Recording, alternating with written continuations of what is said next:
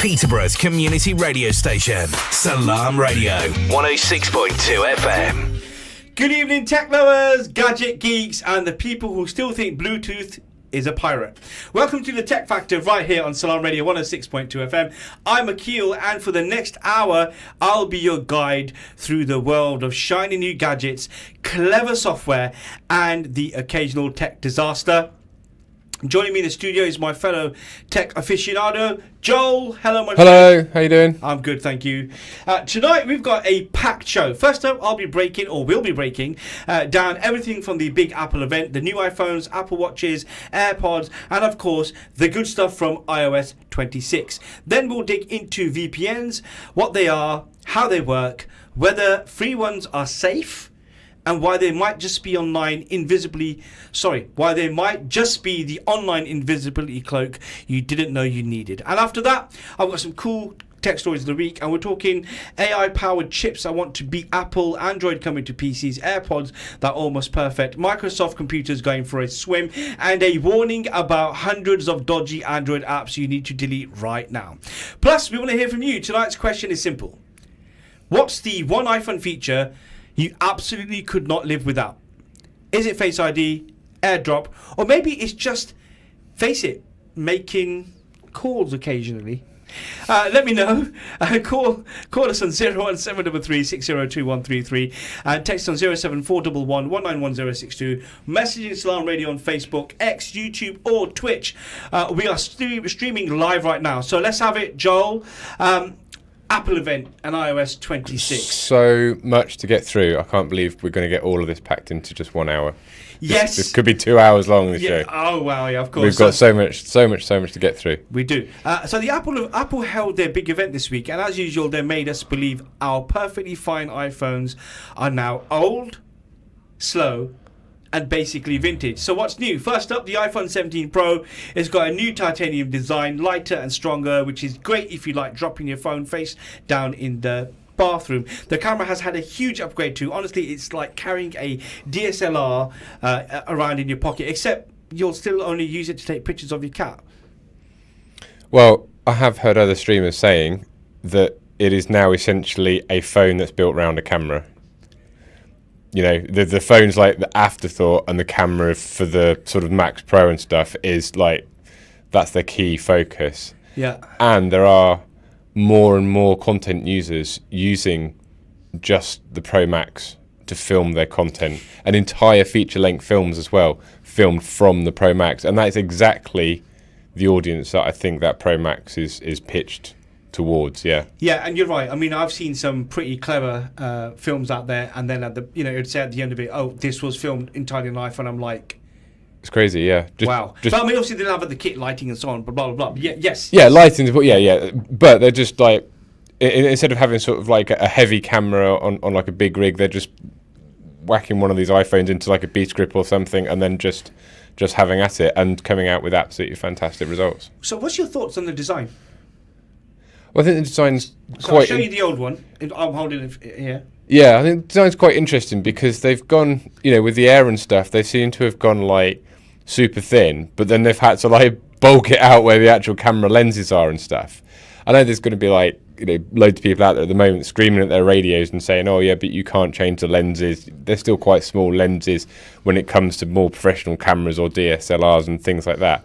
But when the actual device itself, not only has it got terabytes of storage space on it for high quality video, but you're editing on the device as well and then uploading from the device. And I think that's the one thing that really sets it apart from other cameras that are using separate memory sticks, have no connectivity and that kind of stuff.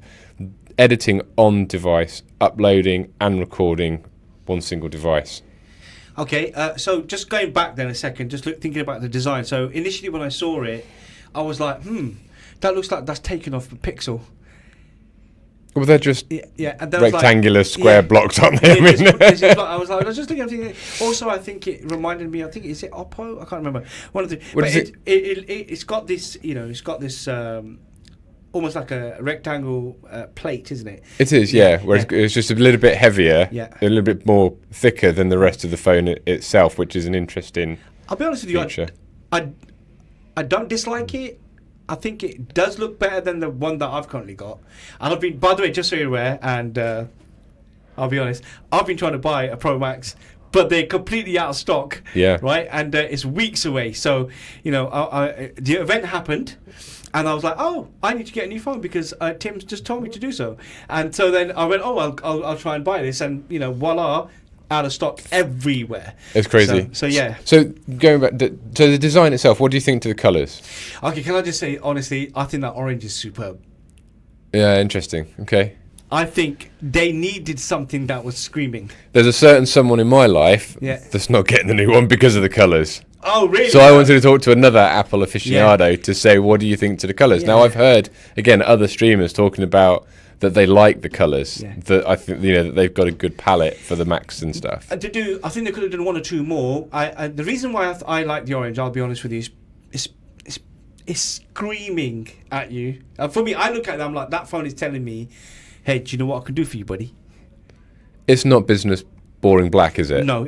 Which is black. good. It's got more of a fun, creative feel to it, which I think is the idea of having such good camera.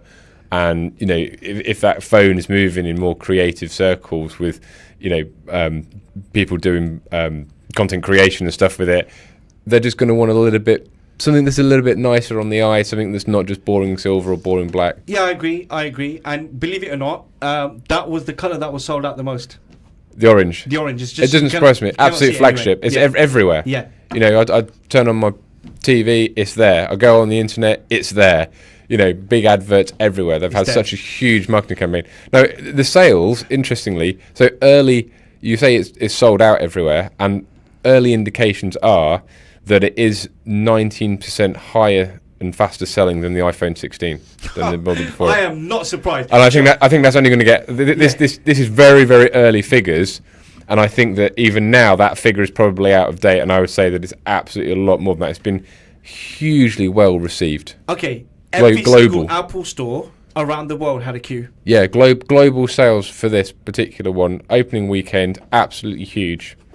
And do not tell me Apple is gone or lost. It's the Pro models that are leading the way. Yeah. But I will say one thing to you. This year's 17 has got many Pro features, and people are saying that bang for buck, the 17. If you wanted the best value, is to buy.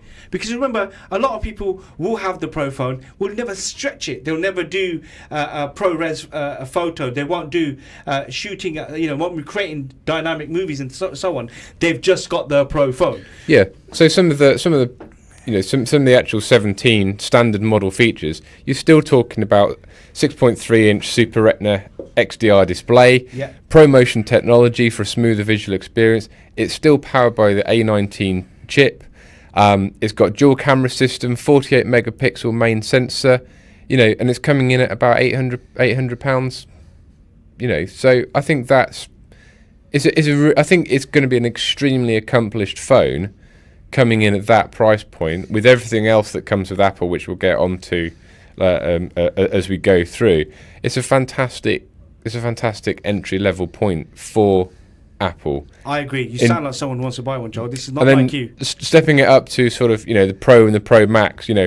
They're just into four figures. There's a serious extra amount of investment, and I think that for someone to jump between 800 to 1200, there's going to have to be a far bigger draw for them to make that jump. I think you're right. I think the iPhone 17, I think it's a fantastic device, entry point device for the iPhone market. Then you've got the Air sort of somewhere in the middle. Can I just say, I love the look of that Air. I want to see it in physically. I want to talk about how thin it is. For me, I have no purpose to buying that phone. I have a funny suspicion Apple may be laying the groundwork for a foldable. By having the Air. Let's see how successful this is, how it's received, how this technology. Remember, what they've basically done. They stripped out all the good bits, kept a few, put as much battery in there they possibly could. Then they sell you this extra battery, which is the same size of the battery that's in the phone, just so you're aware. Yes, I've seen the extra battery. Yeah. But I think this is a testing ground. They've just they're so rich, so successful. Sorry, that they can afford to have a product, throw it out there. Doesn't matter how many sales there are. Is what's the use case? Yeah, but I think the Air just goes along with the Air. Sort of bloodline of the Air product, where you've got the Air matte. I think it's something that just sort of like completes a set. Yeah, I agree, but I do think, Joel, come on, you've got Honor and Samsung and Oppo and Google with all these foldable devices, right? Apple hasn't done one yet, and I just feel like, are you telling me, Tim? I'm talking to you now, Tim. We know you listen. We know you listen, definitely. Of course, you're a big fan. Are you telling me that this is the beginning of something pretty spectacular that's going to come from California? I'm going to have to respectfully disagree. Well, I don't think Apple are going to go down the folding route. Not at all. No.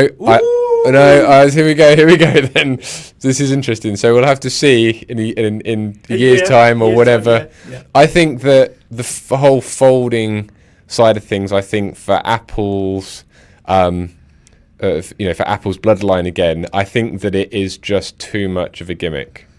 Okay. I think that they're going to leave it to like the Android guys, or the Samsungs of the world and all the other guys that have got these kind of folding tech, and I think that they're going to be just like, we don't need to do that. That's not us. Okay, well, I think Apple's just sleek and slobbing. Yeah. Just not gimmick, too gimmicky for him. Okay, so Apple also added clever AI features. It can now auto-edit your photos and even transcribe your voice notes.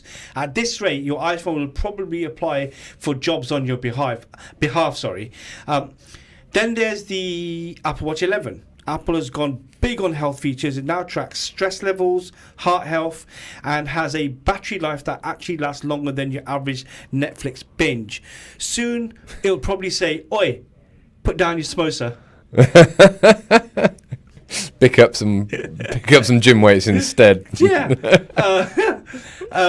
I've had an Apple Watch Ultra Gen 1 since it first come out. Never had any desire to go to Gen 2 because I really didn't see that much of a leap in tech.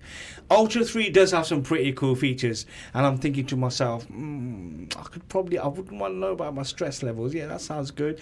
I think you kind of like, if you're using a device and you're using it properly, and I mean definitely using its features, then you can kind of justify it. But if you have an Ultra, you've got a 3-day battery life, and you're kind of using like a basic watch, then really there's no need to upgrade. But what they showed was actually really cool. Yeah, so what they've showed is very similar to the Samsung watch that I've recently purchased, and it's good that Apple have now got wearable tech that also ticks a lot more of the sensor markets, especially with the stress and all this kind of stuff, because the watches have been very similar over the last few releases, but this particular one does seem, if you've got a slightly aging or older sort of iWatch, like I had a slightly older sort of Galaxy Watch, it's definitely worth that little bump because, I do use mine a lot for tracking all those kind of things. And I think that's another worthwhile upgrade. And I think that's why they've seen such good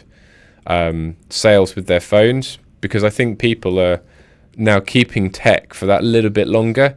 They're not doing sort of people are not changing their tech necessarily with incremental updates like every year. I was doing that for a long time. They're just sort of skipping a couple of generations and then waiting for the big drop with the big change in tech. And I think we're seeing that in the phones.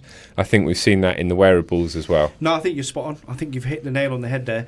There'll be people out there with 14 Pros or 14s, 15 Pros, 15s, and probably even the 16s. But certainly, if you're going from a 14 or a 15, kind of makes sense. If you're gonna, but I actually know people who've got phones even older than that. It's absolutely fine. They're cracking on with it. It depends on how far you want to be in future-proofing yourself, I guess. That could be down to better battery life, longer batteries, bigger batteries. You mentioned cameras earlier on. The difference between, I think in the studio, in the office over there, there's a iPhone X, okay? if you look up the camera for that phone and put it against a, I don't know, 15 Pro, the difference is incredible. Yeah. And I think as well, that if you buy direct from Apple, they'll give you like 2 years, 0% finance. Yes, they will. Yeah. You know, It's easy so entry, again, though. you're also setting yourself up then for, you know, not buying, the yearly drops. You know, you're going to be waiting 2 years, and again, I just wonder if that also contributes to sort of the high sales that they've seen. You know, because again, well, you say that. So here's the difference between Apple and Samsung, right? Samsung, to get their sales through the door, will literally say, right, give us back your old phone. We'll give you this money. We'll give you an extra discount. Oh, by the way, we'll give you a watch and earbuds, and we'll give you a laptop, and we'll give you a phone case and a massage. Yeah, right? yeah, pretty much, right? yeah. And then you're like, oh, so your brain is going, what, for just one phone? Okay, and then you give it back. This shows you Apple's supremacy, right? They don't need to do that. They give you nothing. Yeah. You can trade in your old device. So say, for example, you've got a 15 Pro right now. Say they give you £400, right? And the phone that you want is £1,200. So the bill is £800. You could do it that way. But there is no, you're going to get, free AirPods. You're going to get nothing, Joel. No. Well, if you remember, they used to come with 2 little Apple stickers. They used to come with a wired headset. Yep. They used to come with a plug and charging lead. Yep. And now I think, what do you get? Just we a get a phone box and a USB cable. Yeah, it's just a cable in the phone, isn't it? Really, yeah. It is, and what I will say to you as well, I'm glad you said that. It's Apple who started the no USB plug trend. I remember Tim Cook saying, we've sold millions of these devices, and everybody's got a plug at home through our research, so we're taking it out. So then, they've actually saved themselves money. Of course they have, right? Yeah. And if you look at the sales, that'll be in the hundreds of millions or whatever. And then Samsung thought, oh well, if Apple's doing that, we're doing it. So now if you buy a brand new Samsung, I've got the S25 Ultra, I've got the S24 Ultra, I've got the Fold, the Samsung Fold, no plug, because they've seen the business case, haven't they? But I'll tell you one thing, Joel. Watching Apple release these products in the way that they do, in the marketing, the really well rehearsed VPs of whichever departments is slick. Did you see Meta? No, dude, I was going to say God. that. Oh my days! This is one of the richest men in the world. Yeah. And you're like, and then they're like, did you see that bit where Zuckerberg, I think he said something on the lines of, you could do all this work, do all this preparation, but the Wi-Fi goes, and I was like, mate. It was genuinely embarrassing. I felt second-hand embarrassment. I just wanted to, I don't know, get on the stage and give him a hug or something, because it was just, death by live. Everything. Demonstrations which always seem to go wrong, Do you remember the infamous, it's now infamous, but I think it's probably forgotten, or we're going to bring it back up for historical purposes. Do you remember when Apple first tried to show off Face ID? And they had to do it twice because it flopped the first time round. And I remember, I was getting all stick from everybody. Oh, it doesn't work, right? And then you had this situation when Apple, there was an issue with their maps. Do you remember? Right, yeah. There's massive issue. Nobody trusted their maps anymore. Everyone just went to Google. Yeah. But if you use Apple Maps now, I know people, their maps destroy Google in certain settings. Yeah. But only in certain settings, right? And what's that saying? Mud sticks. Yeah. And unfortunately, I was watching Marcus Brownlee, right, and Marquez, sorry, and he said he was cringing like you were, and he goes, look, but what I want you guys to know is the product's really good. So then he's done his review, and I was like, I need to get a pair of these. That's what went through my mind. I think that there's been, Tesla with their bulletproof Cybertruck glass as well. You know, they threw something at it and it broke and all this kind of stuff. And, I think there's, lots of famous examples of certain things misbehaving or not behaving in expected ways. But, so you mentioned that you've got enhanced photos with AI and stuff. Tell me more about iOS 26. No, we'll go to that in a second. Okay, Let's finish cool. off with the AirPods Pro 3. I Oh. can tell you now, bought them. Have you? Yeah. Yeah, they landed Cool. on the day of release. Yep. Managed to get a good discount. Not going to share how, but it did. And awesome. So they've been reviewed as close to perfect. Better sound, adaptive noise cancellation, improved battery life. But here's the catch. They still don't come with a built-in GPS to help you find them when they disappear down the back of the sofa. That's fine. because you can use Find My. I mean, it's an issue. Putting that to one side for a second, the technology in these AirPods Pro 3 is outstanding. Yes, so heart rate sensors now included. Built in. Yeah. Right. The killer one that really was like I have to get this right was live translation.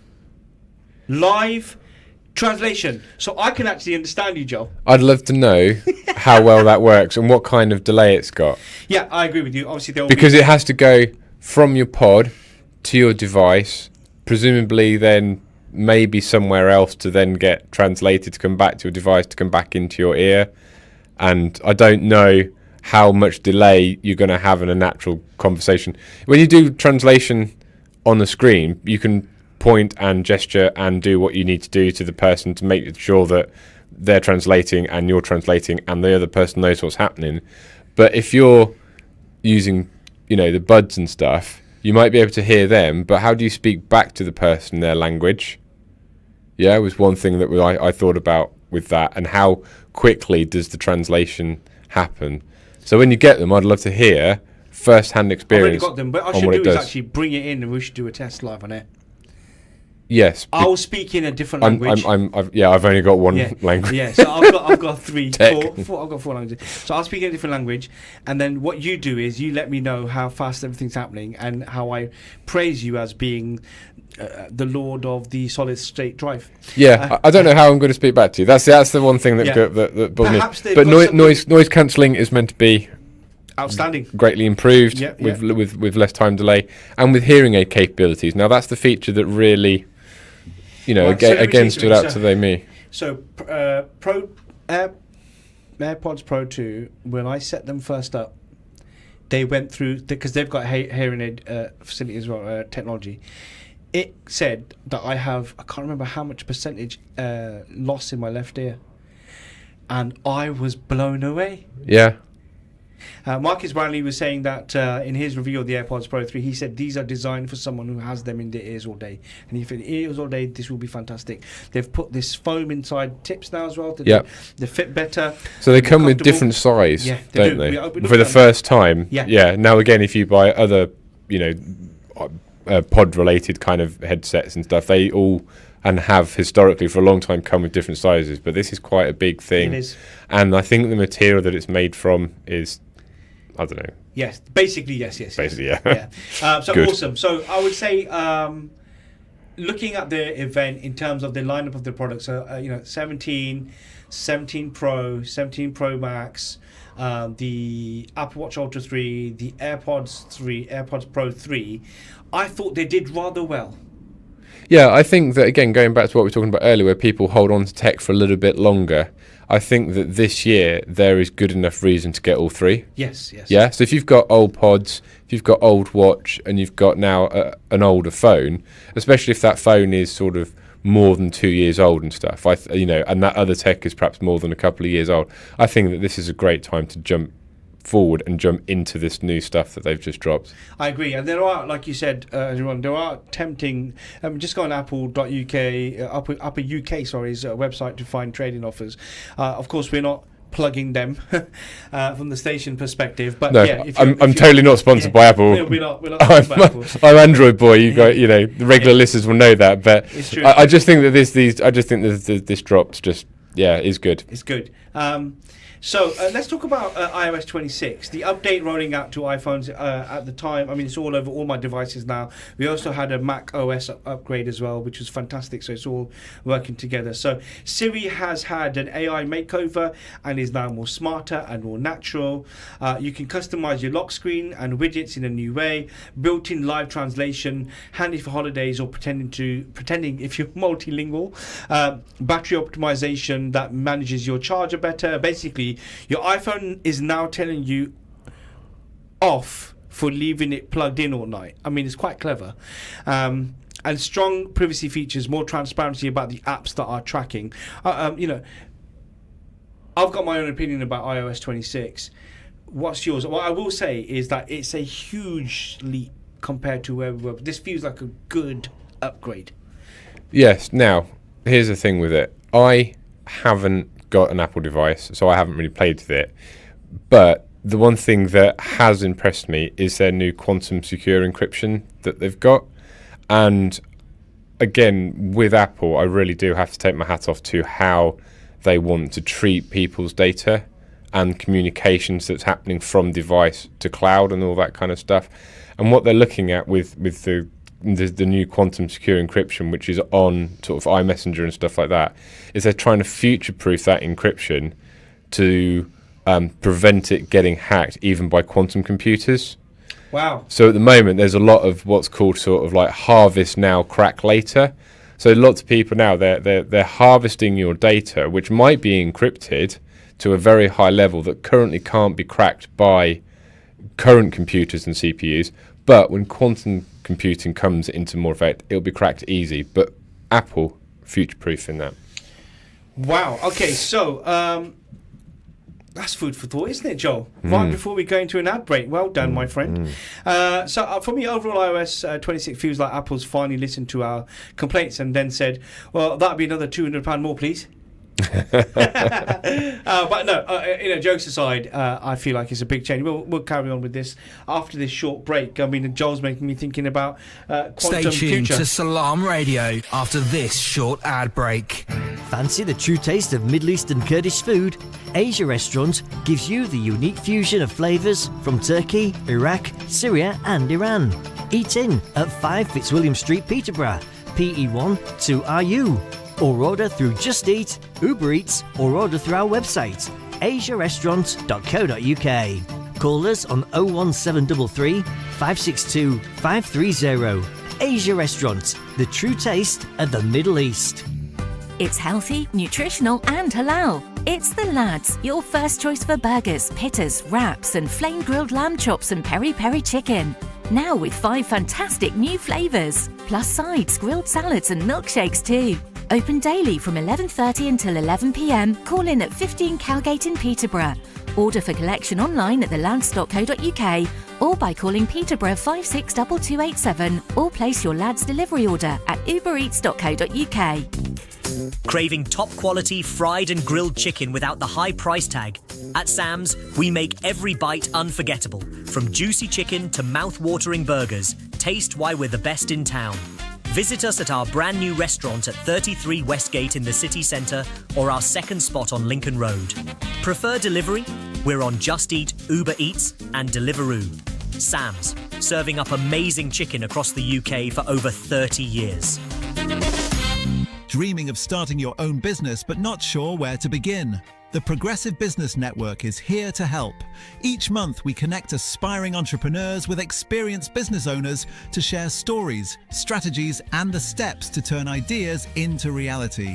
Don't just think about it. Take your first step today. Visit progressivebusinessnetwork.co.uk. Progressive Business Network, where business ideas grow. Turkish Restaurant Peterborough. The name says it all. It's the restaurant in Peterborough that serves amazingly mouth-watering halal Turkish cuisine, including delicious kneva and baklava desserts. At 1253 Borges Boulevard, Turkish Restaurant Peterborough's the place to dine with family and friends or order for collection to enjoy at home. Call 01733 307076 or view online at turkishrestaurantpeterborough.com.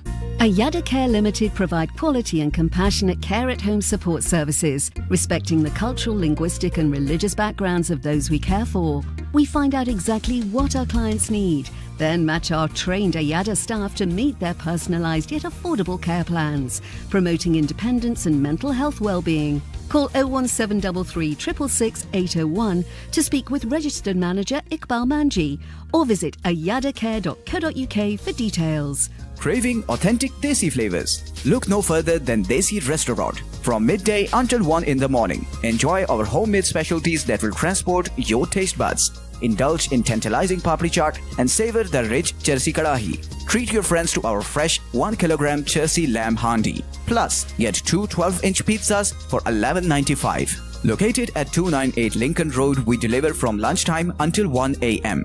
Call 01733 555 795 now to order and experience Desi Restaurant's flavors.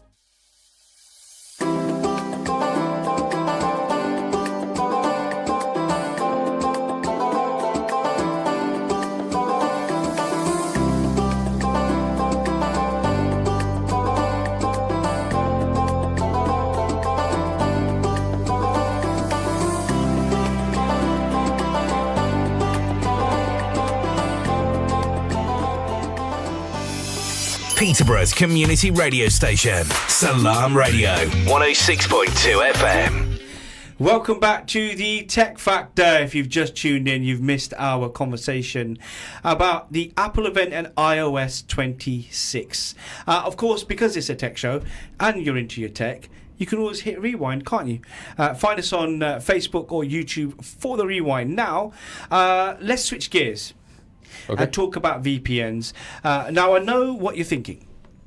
VPN sounds some sort of new government department. But actually, it's much cooler than that. A VPN, or a virtual private network, is basically an invisibility cloak for your internet. When you use one, it encrypts all your online traffic and hides your IP address. So instead of websites knowing you are sat in Peterborough, it's like you are browsing from Paris, New York, or even the Antarctica, if you're feeling adventurous. Here's a simple version. Normally, when you're online, it's like sending postcards with all your details written on the front.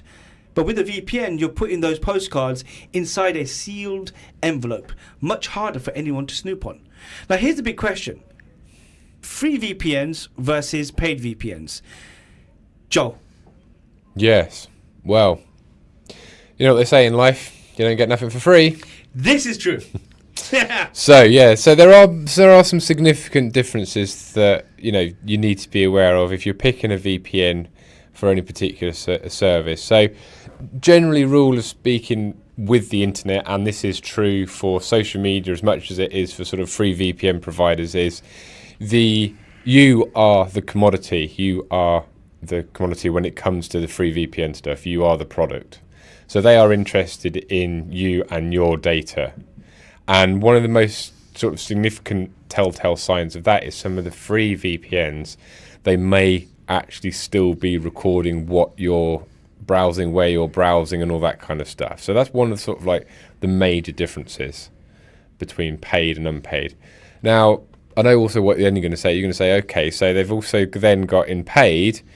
Most of those people are going to be having terms and conditions called like a no-log terms condition, where they don't track, store, or sell any of your browsing activity. But there's been a few fibs, haven't there, over the years where people have been logging, have been, looking at what their customers do, and have been selling that data as well. But generally speaking, the free stuff is probably going to be logging what you're doing and selling your data, because that's based on their model, isn't it? How are they supposed to make their money? Okay, so of course free VPNs do exist, but they are usually slower, full of ads, and sometimes not very trustworthy, like Joel was just saying. Think of them like free food samples at a dodgy buffet. Sure, it's free, but you're probably going to regret it later. Sorry, I was going to say, data caps. Yep. Data caps, of course. I know this. If you buy certain antivirus software, they'll bundle in a VPN and say, "Oh, yeah, this is just for 200 megabytes." And I'm thinking, I blink and it's 500 megabytes. That's just the left eye. Watch an ad to get another 100 megabytes. Yeah, it's what I've done, right? Yeah. But then we've got paid VPNs, on the other hand, are faster, more reliable, and much more secure. They often let you use them on multiple devices and have features like a kill switch, which cuts the internet if the VPN drops, so you don't accidentally expose yourself. Let's talk about the pros and cons, Joel. So the pros of a VPN, the pros of VPNs are quite clear, aren't they? You get more privacy, your data is safer in public Wi-Fi, like coffee shops or airports, and you can watch Netflix shows from other countries. So paid for will have like built-in malware and ad blocking as well. If you are like super tech, you can start doing stuff like split tunneling with your paid for ones, which means that you're essentially saying, I'm happy for this data to go out of my ISP and it doesn't matter, but when I look at this, I want it to go down VPN. That could be Netflix, for example. Rumour has it as well that some of the paid for VPNs are more accepted by streaming services like Netflix for changing your region and all that kind of stuff as well. So, the streaming services, they're not idiots. They know that this whole workaround to get American shows or whatever does exist. But rumour has it that it may be a little bit more lenient for some of the paid for services, essentially because of how the service is configured, versus the free stuff, which does, with the free stuff and the regional side of things, you are limited. You're more limited in where you can, pretend to be from as well. Is it because they have a fewer amount of nodes? Yes, I believe so. Yeah, it Yeah. just comes down to infrastructure at the end of the day. Okay, so I use Nord, by the way. Okay, yeah. And it is phenomenal. Yeah. It's got everything that you've just said. Yes. All of those features and more. Yes. Right? And it is very, very fast. And I pay for it every year. And I have it on 10 different devices. This includes on macOS, Windows operating systems, iPhones, Android devices, everything. Smart TVs, everything's got a Nord on it. Wow. Yep. That's fully on it. And what Amazing. I've done is and depending on the device that I'm using for, because I'm a bit of a geek, right? So I have a specific laptop that I use for very sensitive things. And for that, I have ticked every single level of encryption. It is on. To the point where when I click on the browser, to just a normal, I open up a browser window, I've not clicked on any web page. As soon as I click on any web page, it says to me, before loading it, do you trust this? Wow. Every single one, without fail. Is that because you secretly work for MI6? No. If I would, it'd be in Delhi, wouldn't it? No. And if you look at it's interesting what you say there, actually, Joe, because before I had Nord, I had this other company. I paid for it initially, but they gave me what they called an unlimited lifetime license, okay? Yeah. And it didn't have as many servers. And it was okay. It was working, but I would go on certain sites and stuff. We're detecting, unusual activity, so they wouldn't let me access, for example, a clothing store in the UK, right? But with Nord, bang, no problem. Disney, no problem. Netflix, no problem. Amazon, no problem. Yeah, which is exactly. Just works. Yeah. But there are certain sites that I still try to access, and it's like site not working. 404, right? I know what it is. I'm like, okay, I know what this is. I'll then disable the VPN for 5 minutes. Bang! Oh, look, I'm straight in, because that site has been configured. It doesn't matter what VPN you're using. It is not allowing you to use a VPN. It wants to know who you are. Oh, I see. Yeah. And so I tested my theory recently, right? So putting VPN thing to one side for a second. I wanted to test. I tested Apple. So I had a brand new MacBook, logged into it. I was trying to download the software for VPN. I thought, hold on, let me just see for a minute if it knows where I am. Boom, did that. Come up on the phone and says, yeah, you're sat here in Peterborough. And I was like, interesting, because every time I've done that with my Nord, it says, oh, you're in Manchester. Okay, yeah. Right, so, you're in Manchester? No, I'm not. I'm here. I know where I am, right? So it's interesting, actually, when you say that about free versus paid, about the sheer number of nodes. That's actually interesting. Okay, so the cons, of course, you have a monthly fee. Yeah, you have to pay for it. Yeah, pay for it. Like, that's something else you have to pay for. Yeah. Oh, yeah, we go again. Then obviously, and I've experienced this, the internet might be slightly slower. That does happen. I have experienced throttling. Yeah, with the free ones. Yeah. And you need to pick a good provider. Some shady ones are worse than having a VPN at all. Yeah, I don't believe it. Yeah. What do you have? I don't. So I use VPN for work. But outside of work, you don't. No, outside of work, I don't. Well, that's interesting. Okay, so in terms of advice, then, if you care about online privacy and spend a little and get a good VPN with that one, your browsing history is basically free Netflix series for your internet provider, and trust me, no one wants to see that. Oh, nothing to hide. Whatever. That's what they all say. My ISP can see all the boring stuff that I look at. That's what they all say, until all of a sudden they've commissioned a Netflix series and there's like 8 of them. So yeah, okay, brilliant. Okay, so we're heading towards the. Thanks for that, Joel. It was really interesting, actually. Just before we go, I mean, I know you work in the tech industry, and you're super on it. And would you advise the average Joe to use a VPN or not? Yeah, I wouldn't use a free one. I mean, primarily it comes down to the fact that I don't want to pay for one. Yeah. Yeah. First, but I wouldn't use a free one. Yeah. So I think that I sort of fall into that camp where I do see the advantage, but also my wallet doesn't see the advantage. Enough. Yeah. So I don't know. There's I think that I'm still a little bit jaded from incidents from sort of 2007, 2016, 2018, where other VPN providers have been caught out that they have the zero logging in their terms and conditions, but they are actually logging and stuff. And I'm just like, I don't know. That kind of put me off as well. I think a little bit. So yeah, I mean, obviously you think, well, what's the point then? Exactly. Yeah. Okay. And I feel that my, or my household sort of activities are, I don't mind if my ISP knows what I'm looking at. Very interesting indeed. Okay, so now we move on to my favourite part of the show, cool and weird tech stories of the week. So I'll start up. First up, we have Qualcomm has announced the Snapdragon 8 Elite Gen 5 chipset. I said it. This is their latest and greatest mobile processor. Built with AI in mind, it's designed to be super powerful, beating Apple's chips and powering the next generation of Android flagships. Basically, it's like having a nosy intern in your pocket. It sees, hears, and analyzes everything you do. Yep. Looks really good. The stats on it look fantastic. Performance is just second to none. Gaming is like 23% up over like previous models and stuff like that. I think it's going to be crazy. I hope that they can balance that with battery life and heat as well. So, you know, at the moment you wouldn't want a chipset that necessarily makes your devices hotter or anything like that, especially if they get, again, it seems like there's a bit of a trend with the new iPhone Air and stuff like that are getting a bit thinner and swell maybe and stuff like that. So yeah, but it looks a fantastic. You just reminded me actually, because then we have the 17 Pro that's got that vapor chamber in it. First time Apple's put that in there. Shall I tell you something? The this chipset, this Qualcomm Snapdragon 8 Elite 8, it's in the S25 Ultra. Is it? Yeah, it's in the S25 Ultra. It's got 6 cores. Yeah, honestly, under the hood, because I've got one, Samsung Galaxy S25 Ultra sports a new Qualcomm Snapdragon Elite 8 for a Galaxy chipset with 6 cores at 3.53 gigahertz and 2 cores at 4.47 gigahertz, running the latest Android.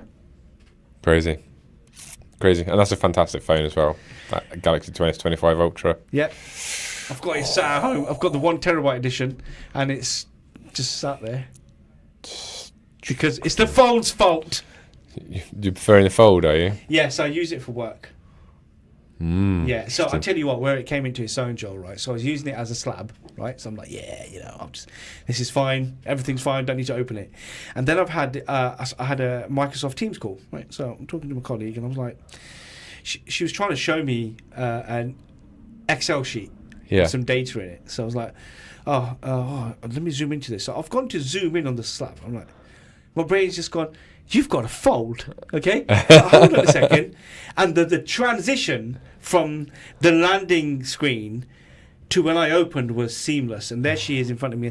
And this sheet is spread. I'm like, and I'm holding the phone like this. I'm like, oh my God, this phone is so cool. Why haven't I been doing this sooner? Right? I'm like, because I bought it for work, right? I want to use. I've got all these different things on there, and like, it is phenomenal. And Sham, who is, I don't know how long he's going to take his break for, he's got the Honor 5. So he went that route. Obviously, that's got a bigger battery, blah, all the rest of it, right?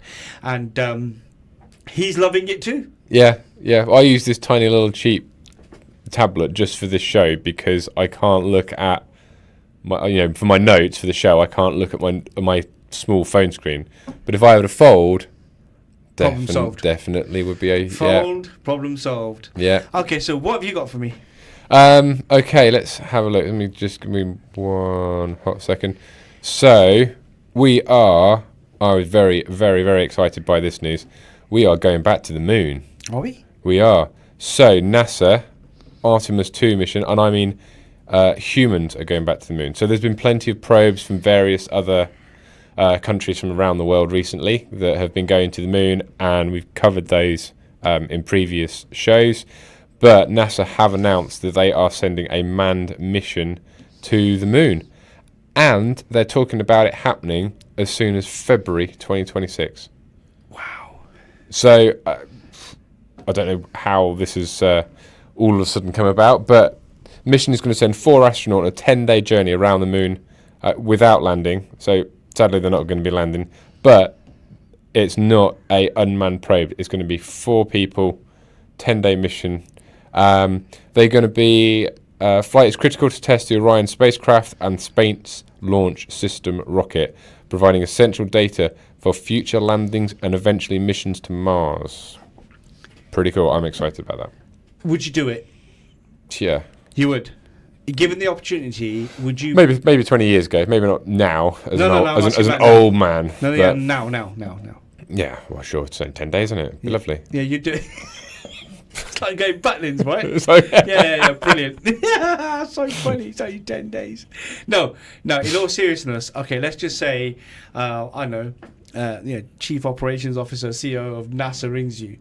Hey, Joel Babb, and I can't do the accent anyway. And they say like, this is an opportunity for you to go to the moon. We've heard all these stories about you. Oh, no, wait. We've been watching the Tech Factor. And then they say, we need you up there to help us with some sort of quantum technology, whatever, right? Comms. Right? Yeah, exactly. Comms. And would you say yes or no? Yeah, I think that would be...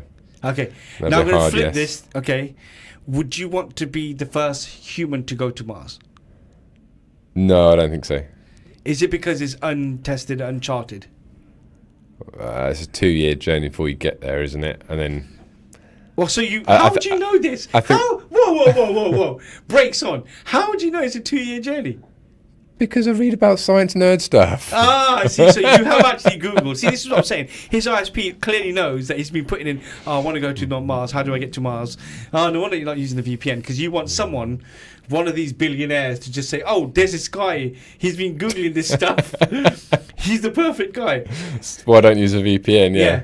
All right. So, so let's just say you were in the shuttle and you're going to the moon with another, so you're the 11th man, right? And you're going on the NASA trip. What would you want to do there as a job, role, something to support them? What would you want to do? If we actually landed on the moon and it was moon-based, moon-based Peterborough. Yeah. I don't know, cybersecurity? Stop the moon getting hacked. Cybersecurity on the moon. I don't know. You've been watching too much Transformers. Gardening. See if we can grow tea and coffee up there or something. Wow. So essentially what you're saying, you're trying to do something that would be earthly to allow you to try and stay there. Yeah. I think they'd call me up and they'd be like, oh, hi, yeah, we've noticed on your Xbox account you've been playing Starfield for 300 hours, so we think that you're trained enough to go and explore other planets and pick flowers and pick flowers and survive. Right, okay. I've just got visions of Star Wars and stuff in my head now. Oh my god. Okay, so this one made me laugh, right? Other than you tonight. Microsoft has developed liquid cooling for chips. Yes. Not the chips that you get with your kebab. Well, you mean microchip. Yes, they've literally made computers that run better when they get wet. So if your PC suddenly asks for a towel, congratulations, you've installed it wrong. Yeah, I mean, if you've done a water-cooled system at home and there's a puddle on your desk, you've got big problems. You have got big problems, yeah. And I have actually. I've done several, obviously mining and things like that. We're doing all kinds of water-cooled systems. But I mean, we've got a gaming rig at home that we've done fully, water-cooled system. It's fun. Testing is a little nerve-wracking, but normally, as long as you've got good kit and you've taken your time to install it properly, boom, and it looks fantastic. Temperatures are always low. Are you using just pure water for that? Or are you using, how you put in your card different coolants? Yeah, there's a coolant in it. It's an actual coolant, not just straight water. It's ionized water. Yeah. And then it's got something else in it as well. Yeah. Another chemical. Yeah, but before, when I was doing mining, it was just ionized water inside the cooling system. Okay. I'm not cool enough to do a water-based cooling system for a PC. That's why I was asking. Oh, no, yeah. I mean, it's pretty straightforward these days, to be honest with you. The Microsoft one, though, is looking to be performing 3 times better than conventional cold plates at heat removal. Absolutely incredible. And it goes to show you, doesn't it, how companies out there are trying to think and innovate in ways that we're just sat here thinking, wow. Yeah, and they're reducing the maximum temperature rise of silicon inside GPUs by 65%. Ooh. They have to nail this to sustain the data centers of the future. Correct. And I think what people don't understand is with the whole use of AI and how the word AI is literally everywhere, the back end, shall we say, of this is a race by these big companies, Amazon, Meta, Alphabet, Apple, where they're buying land and they're investing in, and we're talking hundreds of millions, if not billions of dollars of infrastructure, and they're creating these massive data centers. And I can't articulate this in the way that it probably deserves this. I mean, gargantuan levels of land and infrastructure. And the cooling alone does cause problems within the immediate vicinity with brownouts. Yeah. It also causes environmental damage because it sucks up so much natural water as well. Correct. It also does leave low pressure or no water to some habitable areas, towns and cities and villages that are near these data centers. Correct. And these data centers only have to get bigger. So cooling is one of the biggest issues. They have to be able to cool down the chips. Now, the Microsoft development one is what they're actually doing is they're actually devised a way where they can actually channel the water or cooling fluid actually through the chip itself, as opposed to some sort of heat sink or some sort of radiator system or whatever actually on the chip itself.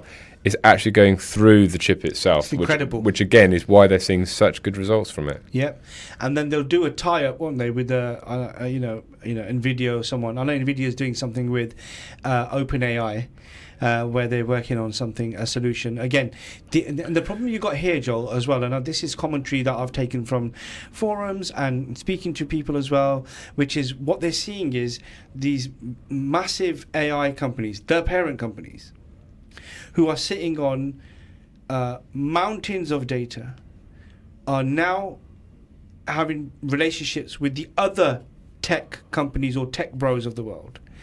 And it's like, where's our data going? Yes. And we didn't expect the community to be like this. We thought we'd have more freedom. But you've got leader of X company, which is multi-billion-dollar, going to leader of X company that has all the data. I mean, can you imagine? Can you imagine the amount of data OpenAI has now? Yeah, it's absolutely unfathomable how much data they've got. And because of that, I think it's a good time to go back to sort of what Apple was doing with the encryption and stuff like that. So my understanding is the reason that Apple is perceived to be a little bit behind in sort of like the LLM, they haven't released their own, many people have, and that is simply because they are looking after their customers' data, way more rigidly than perhaps some of the other companies, dare I say. Mm-hmm. That are just firing it off into data centers in goodness knows where, you don't really have full traceability of where your data ends up. That's why it's not compliant with GDPR. Yeah, and I think that Apple's very hyper aware of that because right down to their very core has been Privacy. about protecting their privacy of their customers and stuff like that. So this is a fact. Okay, give me a story. No, sorry, 1 second. Let me just scroll back up. That's an AI one. Let's do a medical one, shall we? Oh, that's AI as well. I can't get away from AI. But anyway, new AI tool can predict a person's risk of over 1,000 diseases. So scientists from a European molecular biology laboratory in Germany, Cancer Research Center, and the University of Copenhagen have developed a new generative AI tool called Deli2M. And this tool can predict an individual's risk of developing over 1,000 diseases up to 20 years in advance by analyzing anonymized patient data, including medical history, lifestyle factors. This technology could enable more personalized preventative health care. How about that? Crazy. So this reminds me of the name's completely escaped me, but I joined it. There was a sort of big push recently in the last couple of years in the UK to sort of provide anonymous data for sort of data modeling like this and stuff, and it sounds like it's actually going to become a reality in the not too distant future. I think this was coming, wasn't it? Yeah. To be able to just sort of predict whether you are going to be more likely to suffer from A heart attack or MS or dementia or cancer or heart attack or tumor or whatever else. There's thousand diseases that you can be screened for and sort of say, well, actually, because of where you live, because of your your history, your culture, and all this kind of stuff, you are more likely to have this than that. It's interesting, isn't it? And then if you look at the data we've been talking about, the AirPods and the watches and things like that, this all is part of that bigger. Yeah, absolutely. Journey, I guess. Thanks for that, Joel. And that's a wrap for tonight's Tech Factor. We've covered Apple's shiny new gadgets, the good bits of iOS 26, why VPNs are your online invisibility cloak, and a roundup of tech stories ranging from the amazing AI chips to computers that need spa days. Thanks to everyone who got involved with tonight's show. Some really interesting elements to this as well. For me, AirDrop and Face ID are my favourites. Personally, the must-have feature is the mute button, because sometimes silence is golden. Remember, stay safe online, update your devices, and don't click the dodgy links. And if your computer starts asking for a bath towel, you've definitely gone wrong with Microsoft Update. I'm Akeel, that was Joel. This is You're Tech listening Factor to Salaam live on Salaam Radio. and it's now time for Isha Azan. This Azan is sponsored by Children of Adam, changing lives in Peter.